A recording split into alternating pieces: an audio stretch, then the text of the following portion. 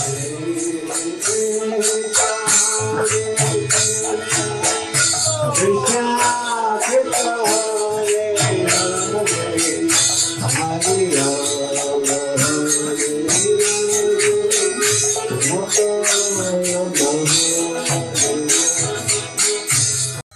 नमो भगवते वासुदेवाय। ओम नमो भगवते वासुदेवाय। ओम नमो भगवते वासुदेवाय। ओम नमो भगवते वासुदेवाय। ओम नमो भगवते ओम वासुदेवाय। नमो भगवते वासुदेवाय। आप सबका हार्दिक स्वागत। सब आते हो हर रविवार को?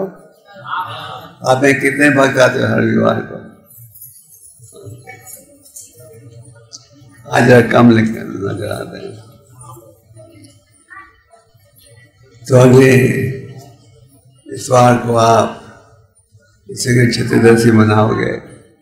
मैंने सोचा कि नचिकेता से संबंधित कोई श्लोक सुने। तो हमने सातवें स्कंद का एक श्लोक सुना है। ये साउंड ठीक नहीं है। पहले हरे कृष्णा सुनाई दे रहा है? सुनाना पड़ता है। ठीक है, बोर्ड में लिखा है। हाँ लिखा। अच्छा, ये श्लोक नंबर 7वां स्कंद 10वां अध्याय श्लोक नंबर 7। यदि रस्यासि में कामं वहं स्वं प्रदर्शवा कामना समरोहं भावता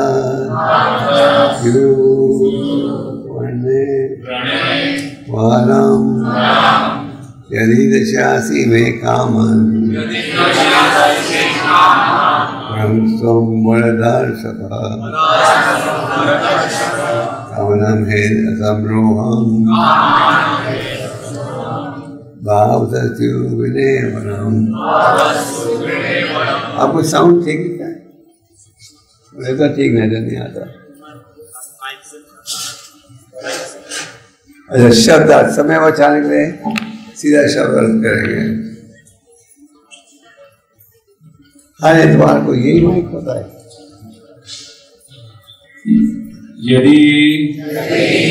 यदि दास्यसी देना चाहते हैं मैं मुझको कामान इच्छित वस्तु वरान अपने आशीर्वाद के रूप में तुम वरद ऋषभ हे पूर्ण पुरुषोत्तम भगवान आप कोई भी वर दे सकते हैं। कामान भौतिक सुख की सारी इच्छाओं की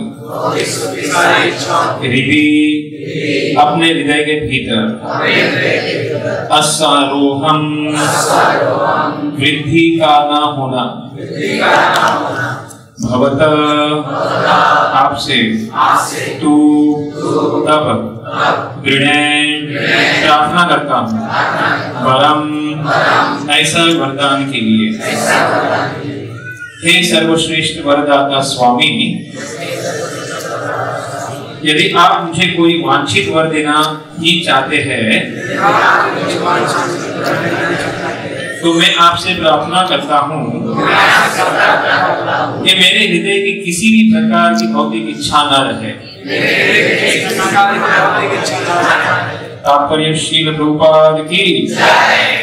श्री चैतन्य महाप्रभु ने हमें शिक्षा दी है कि भगवान से किसी प्रकार वरदान के लिए प्रार्थना की जाए। किस प्रकार वरदान की प्रार्थना की जाए? उन्होंने कहा है ना धनम ना जन्म ना सुंदरी कवितां वा जगदीश कामी मम जन्मनि जन्मनि ईश्वरे भवता भक्ति अहेतुकी त्वयि। हे प्रभु ना तो मुझे संपत्ति चाहिए ना अनेक अनुयायी ना सुंदर स्त्री क्योंकि ये सभी भौतिकवादी इच्छाएं हैं। किंतु यदि मुझे आपसे कोई वरदान मांगना ही हो तो मेरी प्रार्थना है कि मैं चाहता हूं कि जिस किसी जीवन में मुझे जन्म ग्रहण करना करूं, प्रत्येक दशा में मैं आपके दिव्य भक्ति से विहीन ना हो। भक्तगण उन मायावादियों की तुलना में सदैव लाभप्रद स्थिति में रहते हैं, जो प्रत्येक वस्तु को निराकार या शून्य बनाकर देना चाहते हैं। कोई भी मनुष्य शून्यवादी नहीं रह सकता, अपितु उसके पास कुछ ना कुछ होना ही चाहिए। अतएव भक्त सदैव कुछ ना कुछ रखना चाहते हैं, और इसी का अत्यंत सुंदर वर्णन प्रहलाद महाराज इस प्रकार करते हैं।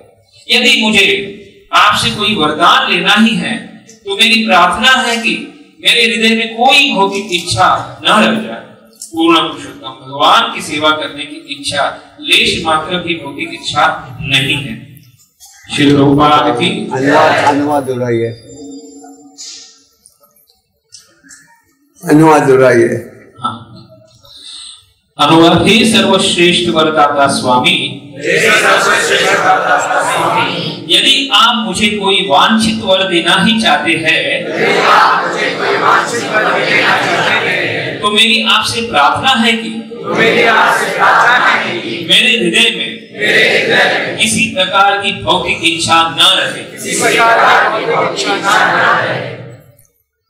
ओम ज्ञानतिमिरन्दस्य ज्ञानाञ्जनाशलाकया चक्षुरुन्मिलितं तस्मै श्रीगुरवे नमः। श्रीचैतन्यमनोभीष्टं स्थापितं येन भूतले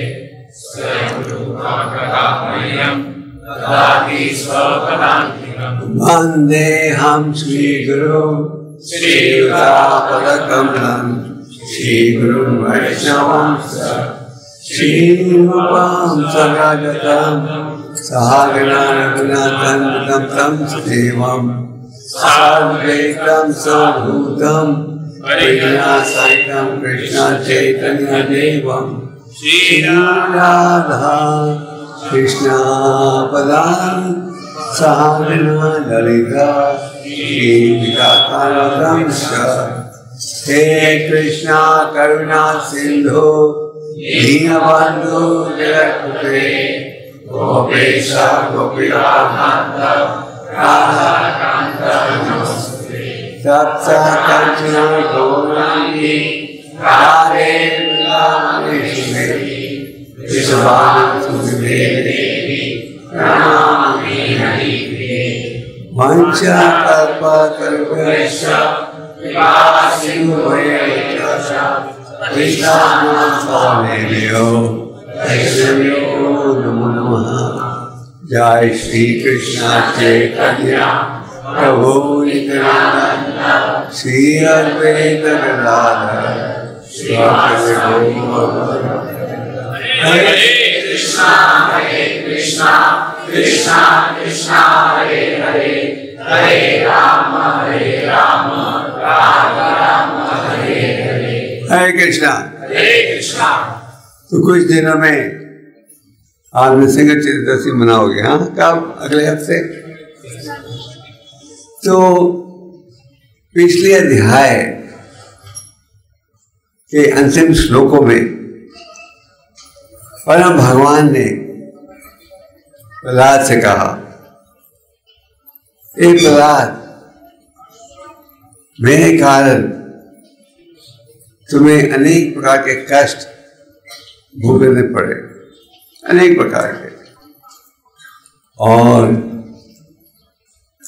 प्रहलाद ने पिता के वध होने के पश्चात बड़े सुंदर स्तुतियों से परम भगवान का गुणगान किया। तो भगवान ने कहा, हे प्रहलाद, अगर तुम कुछ वर मेरे से मांगना चाहते हो तो मांगो।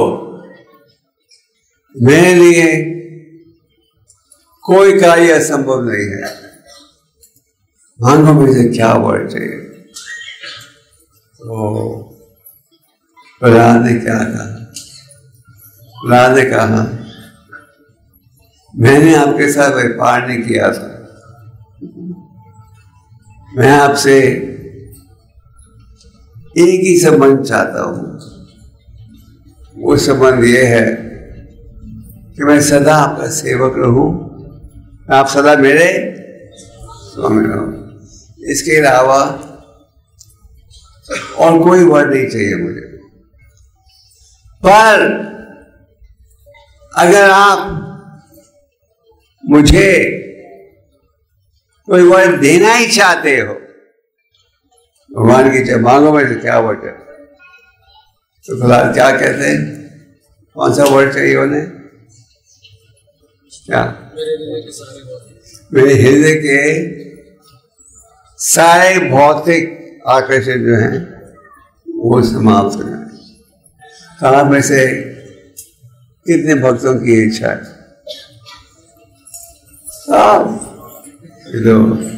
सिर्फ भक्तों की सब। तो श्रीमद् भागवतम के द्वारा हमें सबसे उत्तम संदेश प्राप्त होता है। तो प्रहलाद ने कहा, अगर आप मुझे वर देना ही चाहते हो तो ऐसा वर दीजिए जिसके द्वारा मेरे सारे भौतिक आकर्षण समाप्त हो जाए। तो ये होना चाहिए हम सबका असली भाव। ऐसे तो भगवान भगवद गीता में कहते हैं, 4 श्रेणी के भक्त मेरी शरण में आते हैं। छात्र आप जानते हैं कौन है 4 श्रेणी के भक्त? एक है जैसे धन चाहिए, दूसरा है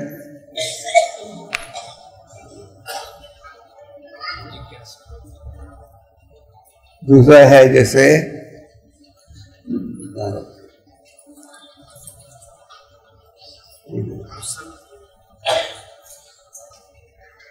पहले श्रेणी के जैसे धन चाहिए, फिर है जो दुखी है, रोगी है, पीड़ित है, तीसरा जिज्ञासु और चौथा ज्ञानी।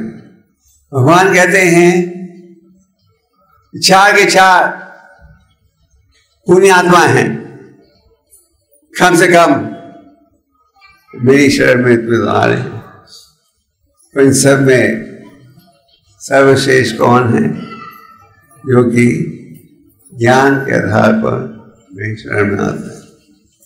तो हमें शास्त्रों के द्वारा ये शिक्षा प्राप्त होती है कि किस प्रकार का भाव हमें रखना चाहिए। प्रहलाद महाराज को अनेक प्रकार के कष्ट सहने पड़े। उनका क्या था दोष? एक ही दोष था। क्या था? क्योंकि इच्छा क्या थी? भगवान की सेवा में जुड़े रहे। ऐसे तो प्रहलाद ने देव ज्ञान प्राप्त कर लिया था माता के घर में नारद मुनि जी के द्वारा, और प्रहलाद शुरू से ही आत्मज्ञानी थे। तो प्रहलाद को अनेक प्रकार के कष्ट सहने पड़े। वो घबराई नहीं, दृढ़ होकर भगवान की सेवा में जुड़े रहे। तो इनके उदाहरण से हमें भी ये प्रेरणा क्या मिलती है, किस प्रकार का भाव हमें अनुकूल करना चाहिए। श्रीमद् भागवतम में आप पढ़ते हो कि भगवान के अनेक भक्त, उनसे पूछा जाता है क्या वर चाहिए। जैसे 34 स्कंद में आप ध्रुव महाराज के विषय में पढ़ते हो। ध्रुव महाराज जंगल में गए थे, अपमान महसूस किया कि सौतेली माँ ने पिता की गोद में बैठने से रोक दिया था, और जंगल में आए थे किस उद्देश्य के साथ? यहाँ में बड़ा प्रसिद्ध राज्य प्राप्त हो, और उन्होंने अनेक प्रकार की तपस्या की। भगवान ने उनसे पूछा, जो मेरे कारण तुम्हें इतना कष्ट सहना पड़ा, मांगो मेरे से क्या वर चाहिए। ध्रुव ने क्या कहा, अगर आप मुझे वर देना चाहते हो तो ऐसा वर दीजिए। क्या क्या वर? मुझे हमेशा उत्तम भक्तों की संगत मिले, क्योंकि उनकी संगत के द्वारा मुझे शिक्षा प्राप्त होगी, जिसके उपयोग से भक्ति के मार्ग में आगे बढ़ सकते हैं। तो हम जुड़ते हैं भक्ति में। हम यही नहीं कहते पहले दिन से शुद्ध भक्त बनो। ध्रुव ने जब तपस्या शुरू की, उनकी थी तो भौतिक इच्छा।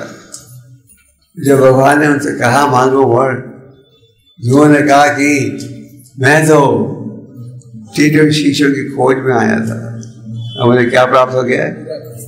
ऐसे ही प्राप्त हो गया। तो शास्त्रों के द्वारा हमें सबसे महत्वपूर्ण संदेश मिल रहा है, इसलिए शास्त्रों का अध्ययन बहुत ही आवश्यक है। चैतन्य चरितामृत में आप पढ़ते हो, चैतन्य महाप्रभु के एक भक्त थे जिनका नाम था कोलवच श्रीराम। छोटा सा धंधा था। क्या था उनका धंधा? सब जानते हैं। हाँ, केले के पत्तों के प्यारे बनाते थे। 24 घंटे जुड़े रहते थे भगवान के नामों के उच्चारण में, और चैतन्य महाप्रभु का उनके साथ खास संबंध था।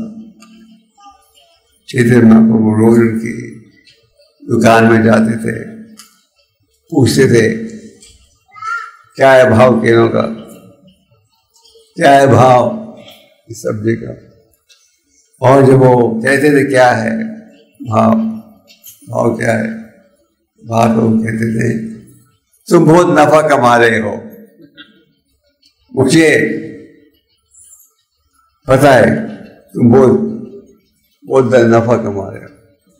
कोलवच श्रीराम रहने के लिए एक साधारण कमरे में रहते थे जिसमें छत भी नहीं थी। तो एक दिन चैतन्य महाप्रभु ने अपने प्रिय भक्तों को बुलाकर पूछा, मांगो मुझे क्या वर चाहिए। मैं एक थे कोलवच श्रीराम। मुझे उन्होंने पूछा,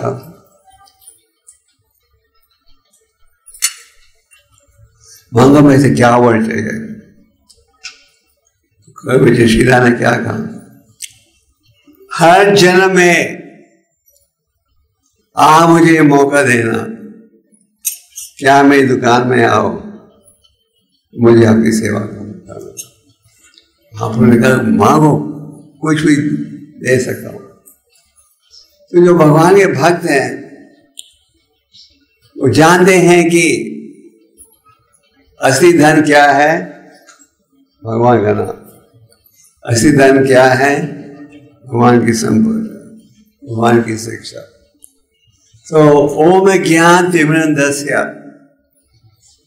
हम सबका जन्म होता है अज्ञानता में, और भक्त साधु की संगत में आकर ज्ञान प्राप्त होता है, जिसके उपयोग से हम भक्ति के मार्ग में आगे बढ़ सकते हैं। तो प्रहलाद महाराज ने कहा, अगर आप मुझे वर देना चाहते हो तो ऐसा वर दीजिए कि जो भौतिक इच्छाएं हैं मेरे मन में, इनसे मैं मुक्त हो जाऊं। कई बार लोग पूछते हैं क्या हम भौतिक इच्छाओं से मुक्त हो सकते हैं? क्या ये उम्मीद हम कर सकते हैं कि एक दिन आएगा कि इन इच्छाओं से हम मुक्त हो जाएं? हो सकते हैं या नहीं हो सकते? Good news. भगवान कहते हैं देवी से गुरुमाई मामा माया, इस माया का विरोध करना बहुत ही कठिन है।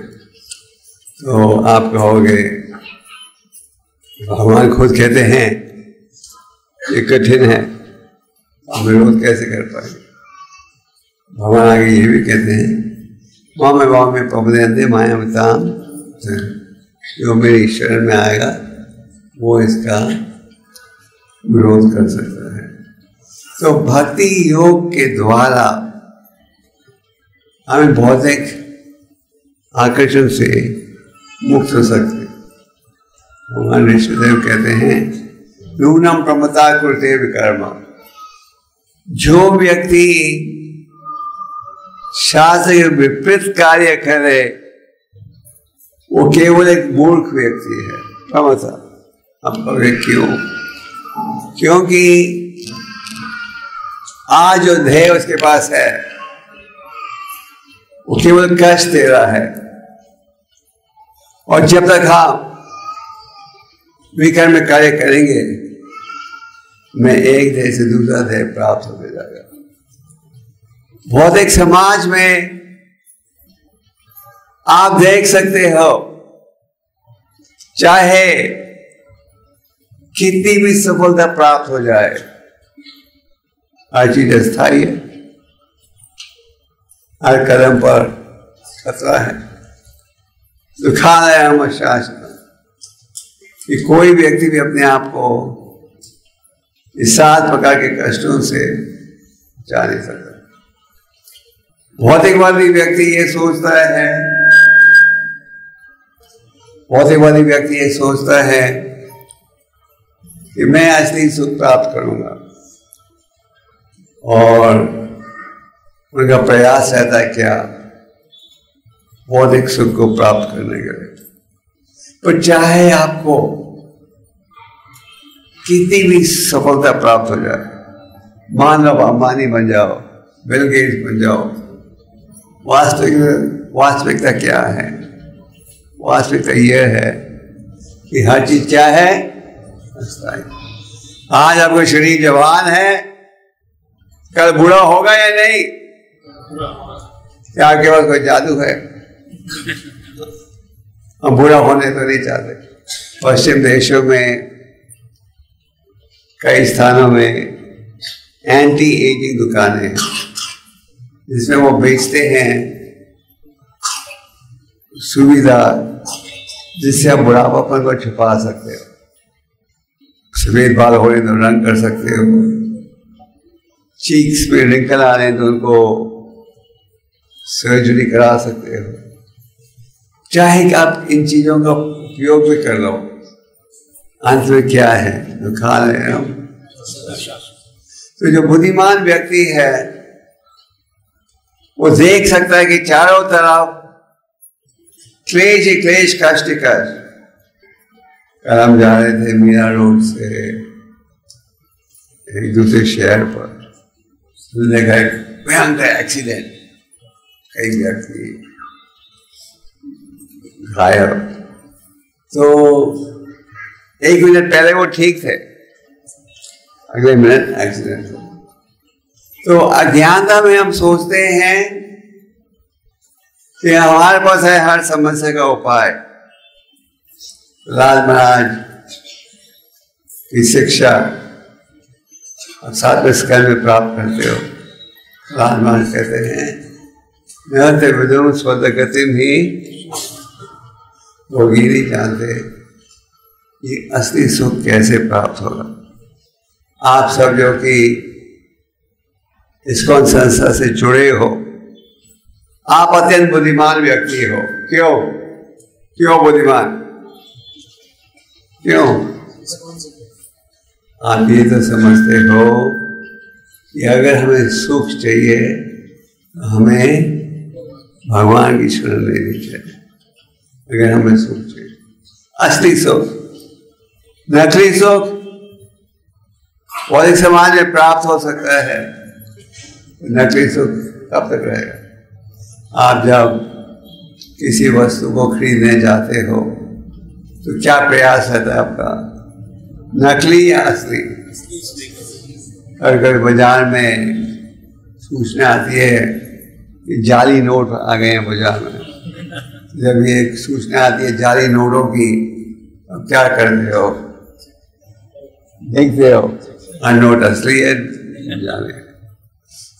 इसी प्रकार असली सुख प्राप्त होएगा अगर भगवान की शरण लेने का प्रयास करो।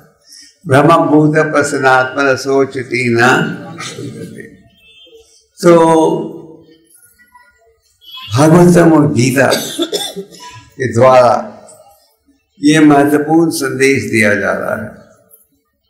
प्रभुपाद जी को उनके गुरु महाराज ने 1922 में यह आदेश दिया, तुम पढ़े लिखे युवक हो, अच्छी अंग्रेजी बोलते हो, ले जाओ चैतन्य महाप्रभु जी के संदेश को पश्चिम देशों में। 1935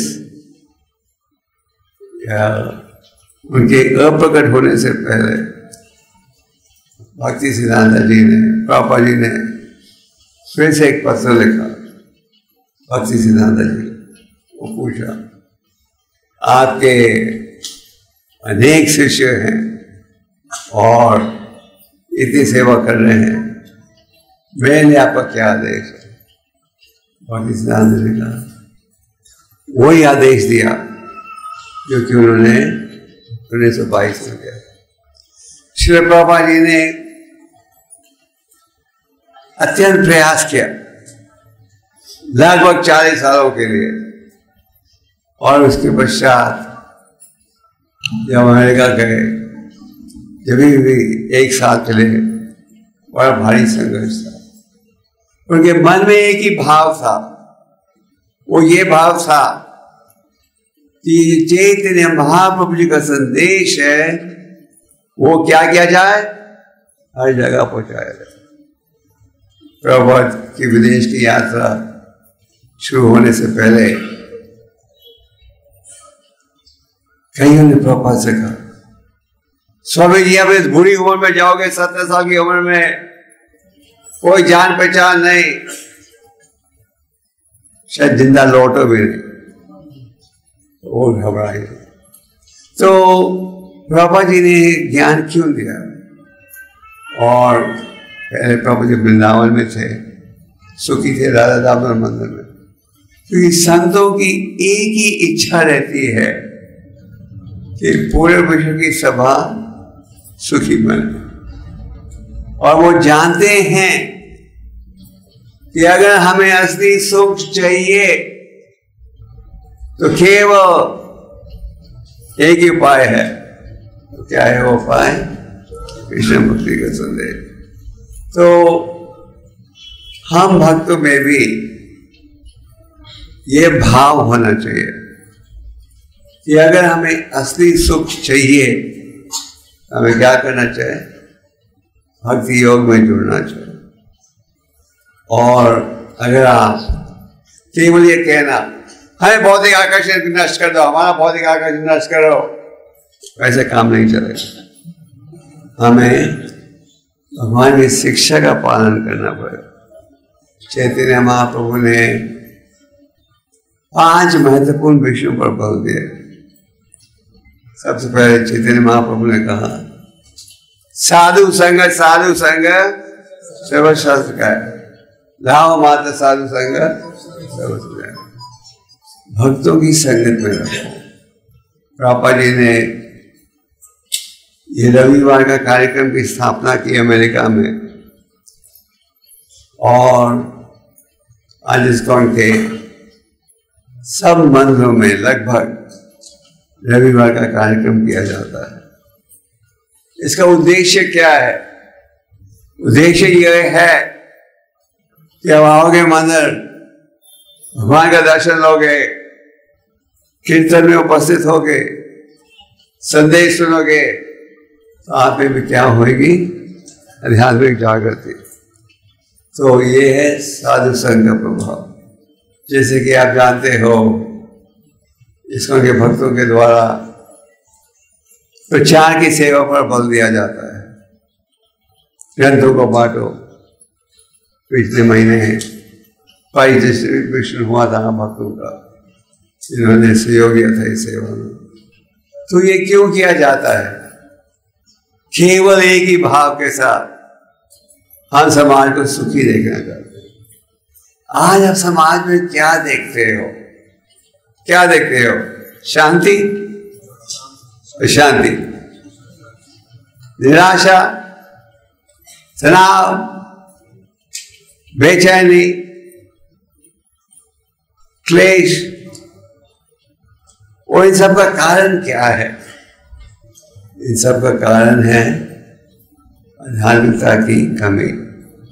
हमारे परम गुरु जी कहते थे, अगर इस पृथ्वी पर किसी चीज की कमी है तो किस चीज की कमी है? इस दिव्य ज्ञान की कमी है। तो इसलिए हमें साधु संग में रहना चाहिए। और रविवार को मंदिर में आओ, इस्कॉन कहने के कार्यक्रम होते हैं, महान भक्ति भिक्षा, इनका लाभ उठाओ। और एक तरफ से हम लाभ उठाते हैं उत्तम भक्तों की संगत लेकर, दूसरी तरफ से हम अपनी संगत देते हैं दूसरों को भी। हमें ये नहीं सोचना चाहिए हमें ज्ञान प्राप्त हो गया, हमने आगे नहीं देना किसी को। हमारे में भाव होना चाहिए, हमने ज्ञान को आगे पहुंचाना है। चैतन्य महाप्रभु ने कहा, जाने तक होता है कहो, ये भाव होना चाहिए। शुद्ध भक्तों की संगत में रहोगे तो आपको असली संदेश मिलेगा। और असली संदेश क्या है? खरे दो से निराजन असी का महागुना खेतन देव कृष्ण से मुक्त संघर्ष। सुखदेव गोस्वामी से परीक्षित महाराज ने पूछा, आप बताइए कलियुग में लोगों का उद्धार कैसे होगा? ये भक्तों की यही चरित। तो सुखदेव गोस्वामी ने कहा, कलियुग में दोष ही दोष है। जहां देखो इंडिया चिपटे का निमंत्रण, सच है। रेडियो पे देखोगे, अखबारों में देखेंगे, हर जगह। तो कलयुग में दोष ही दोष है।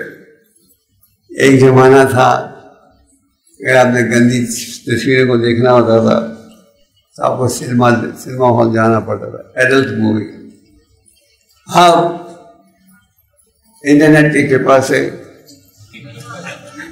आप अपने जेब में अच्छे विचार भी रख सकते हो और गलत विचार भी। उदाहरण के लिए जो भगवान के भक्त हैं वो इन स्मार्टफोन्स का लाभ उठाते हैं प्रॉपर की किताबों को पढ़ने के लिए, भगवान के विग्रह का दर्शन लेने के लिए। और जो भक्त है क्या करते हैं? गलत चीजों को वहां रखते हैं। तो कलियुग में दोष ही दोष है। प्रेम गुण है इस कलियुग में, वो क्या है? कीर्तना देवा कृष्ण से। अलग अलग युगों में अलग अलग उपाय हैं आध्यात्मिक परिवर्तन के लिए। इतने अध्याय तो विष्णु, जैसे कि सतयुग में भगवत प्राप्ति का साधन क्या था? किसे पता? चिंतन, ध्यान। 60,000 70,000 साल तक लोग भगवान का चिंतन कर सकते थे। फिर कौन सा युग आया उसके बाद? त्रेता युग में क्या था भगवत प्राप्ति का साधन? बड़े बड़े यज्ञ, जिनमें शुद्ध ब्राह्मणों की आवश्यकता थी। और ये जो ब्राह्मण थे मंत्रों के उच्चारण से अग्नि को पैदा कर देते थे। तो अपने आग जलानी है, माचिस चाहिए या सिगरेट लाइटर चाहिए, मंत्रों के उच्चारण से। और इन यज्ञों में शुद्ध ब्राह्मण उपस्थित होते थे। ये नहीं जो कहेंगे चंदा दो फिर हम यज्ञ करेंगे। चंदा क्या चंदा है उसका सौदा करो नहीं, और शुद्ध वस्त्र दूध मक्खन निकाले। और क्षेत्र के बाद कौन सा युग आया? द्वापर युग में भगवत प्राप्ति का साधन क्या था? भगवान के आचरण। मंदिर आओगे तो कुछ भेंट लेके आना, खाली हाथ नहीं आना। आपको कहेंगे रविवार को आओ तो साथ में एक थोड़ा सोना भी लाना, तो आप कहोगे स्वामी जी मुश्किल से खर्चा चल रहा है घर का। तो इस कलयुग में भगवान ने एक बड़ा साधन दिया है। क्या है? महामंत्र को उच्चारण। है नाम एवं केवलम चैतन्य महाप्रभु की भविष्यवाणी थी। पृथ्वी थी आची नगाने का सर्वदा प्रचार हो। विश्व के कोने कोने में यह ही नाम एक दिन पहुंचेगा। हमारे कई वैष्णव आचार्यों ने प्रयास किया था इस भविष्यवाणी को सफल बनाने के लिए। हमारे परम गुरु भक्ति सिद्धांत जी ने कई सन्यासियों को भेजा था अपने देश में।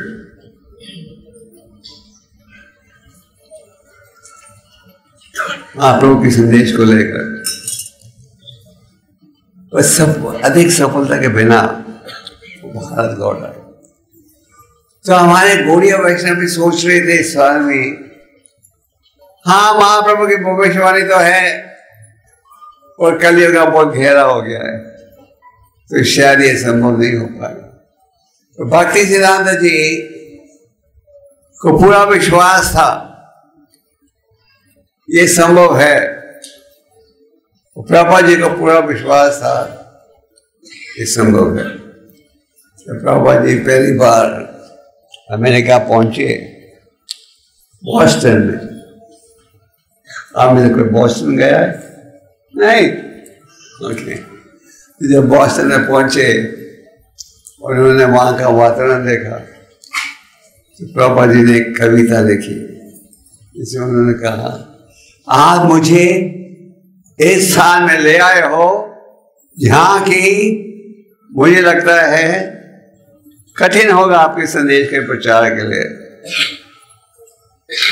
और फिर आगे उन्होंने क्या कहा, राधा रानी जी की कृपा से जो संभव कार्य है वो भी क्या हो जाएगा? संभव हो जाएगा। तो प्रभुपाद जी ने न्यूयॉर्क में प्रचार शुरू किया। कई स्वामी जो भारत से गए थे वो प्रभुपाद जी को मिले और उन्होंने कहा, स्वामी जी आप तो इंडिया से नए आए हो, आप यहाँ अमेरिकन लोगों को जानते नहीं, कोई आपके संदेश को नहीं सुनेगा। आप ही हमारे जैसे पतलून कमीज सूट पहनना शुरू कर दो।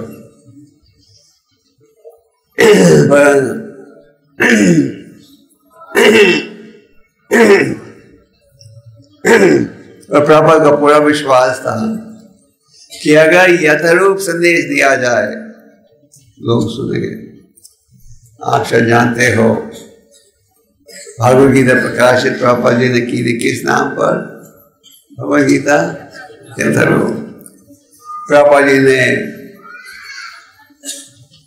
1940 के समय गीता का अनुवाद किया था और उस समय कोई किसी ने सहयोग नहीं दिया गीता को प्रकाशित करने में। कठिनाई से एक व्यक्ति मिला था जो सहयोग देने को तैयार था।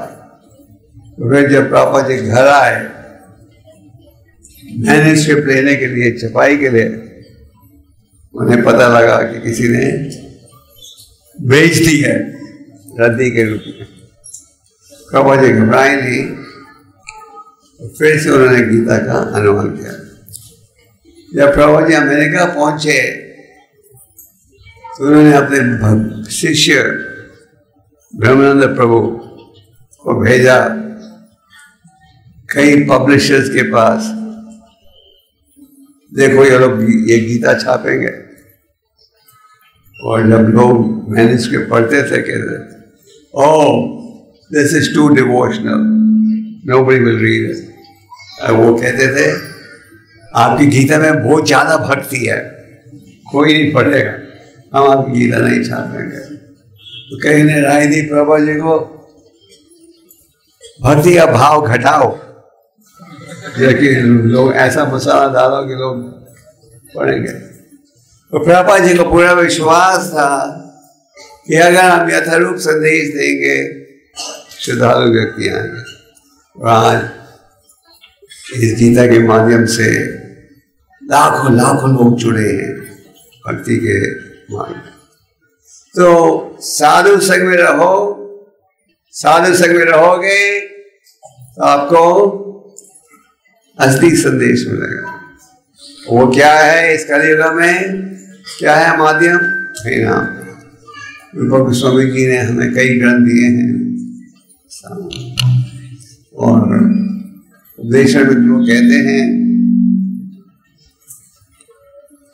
भगवान के नाम जो हैं अत्यंत मीठे हैं, चीनी के जैसे, पर क्योंकि हमारे जीव में अविद्या की बीमारी है, दूसरे शब्द में हमारा भौतिक आकर्षण इतना तेज है, हम इसका मीठापन महसूस नहीं कर पाते। जब आप प्रचार करते हो किसी को हरिनाम के लिए, हर व्यक्ति स्वीकार नहीं करता। क्यों? क्योंकि उनका भौतिक आकर्षण। इसलिए हम हरिनाम के मीठेपन को महसूस नहीं कर सकते। पर रूपा गोस्वामी कहते हैं कि अगर हम नियमित रूप से जाप करते जाएंगे तो ये जो अविद्या की बीमारी है क्या हो जाएगा? दूर हो जाएगी और आप मीठापन महसूस कर सकोगे। दूसरे शब्दों में अगर हम ये भाव अनुकूल करना चाहते हैं जो कि प्रहलाद महाराज प्रकट कर रहे हैं इस श्लोक में, ये भाव आप सब अनुकूल कर सकते हो। किस चीज की आवश्यकता है? प्रयास करने की। तो साधु संग हरिनाम भागवतम गीता का अध्ययन, भगवान के आचार्य विग्रह की सेवा और धामवासी। बॉम्बे शहर तो धाम है। प्रभु जी ने जितना समय आपके बम्बई शहर में काटा उतना कहाँ ही काटा वृंदावन को छोड़कर। तो आप सब जो आए हो, ये भाव हमारे में भी होना चाहिए कि हम भगवान के शुद्ध भक्त बनना चाहते हैं और हमें प्रयास करना चाहिए। और प्रभु जी कहते थे हमेशा तुम एक कदम उठाओगे भगवान की तरफ, भगवान क्या 10 कदम उठाएंगे। भगवान कहते जो प्रयास करते हैं मुझे समझने के लिए, मैं अगर कुछ कमी भी हो तो मैं क्या करता हूँ, दूर करता हूँ। तो आप सब भक्तों से ये निवेदन है कि हमारा भाव होना चाहिए उत्तम भक्ति का। प्रभु जी उदाहरण देते थे, कहते थे एक विद्यार्थी अगर इम्तिहान स्कूल में है तो अगर वो सोचे कि मान लो 40% चाहिए पास होने के लिए, तो अगर वो सोचे कि मुझे 40% नहीं मिले तो फेल भी हो जाए। तो अगर वो कहे नहीं मुझे 80% नंबर चाहिए तो 60-70% मिल सकता है। तो आप ये भाव रखोगे कि आप उत्तम कोटि के भक्त बनना चाहते हो, भौतिक विचारों को नष्ट करना चाहते हो, जो उपाय है उसका उपयोग करोगे, फिर ये कार्य संभव होगा। हम केवल ये कहेंगे हाँ हमें भौतिक आकर्षण नष्ट हो जाए, उससे काम नहीं चलेगा। हमें क्या करना पड़ेगा? प्रयास करना पड़ेगा। और भगवान कहते हैं जो प्रयास करते हैं उनमें कुछ कमी भी हो तो मैं क्या करता हूँ, दूर कर देता हूँ। तो ये है आप सबसे निवेदन, हरिनाम जाप कीजिए। वैसे तो मुझे पूरा विश्वास है आप सब माला का जाप करते हो। कितने भक्त इस सभा में जो 16 माला का जाप करते हो रोज? कल प्रश्न पूछते कितने भक्त 16 माला का जाप नहीं करते? सब करते, सब 2-3 बस। और कितने भक्त जो लगभग 8 माला का जाप करते हो?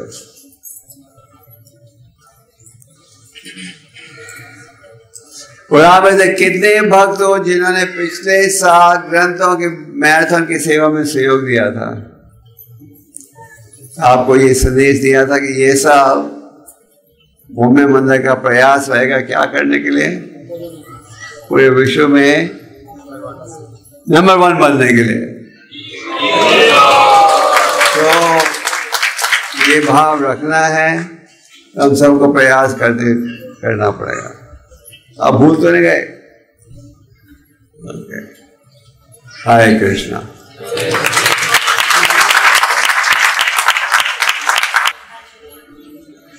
आप सबको प्रयास करना चाहिए घर घर जाकर प्रचार करने के लिए, और हर इतवार को 1 या 2 नए भक्तों को लाना चाहिए मंदिर।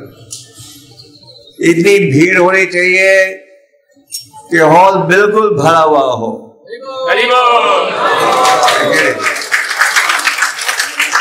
और भगवान किन भक्तों से प्रसन्न होते हैं? जो उनका प्रचार करते हैं। तो प्रचार कीजिए। ठीक है, ओके।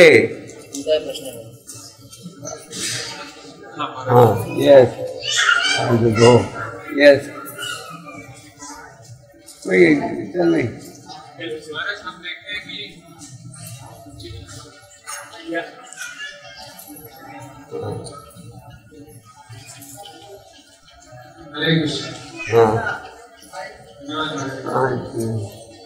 जो भौतिक आसक्तियां हैं हृदय में, वो भक्ति करने में कम होती है, पर कुछ समय बाद फिर से रिसर्फेस होती है।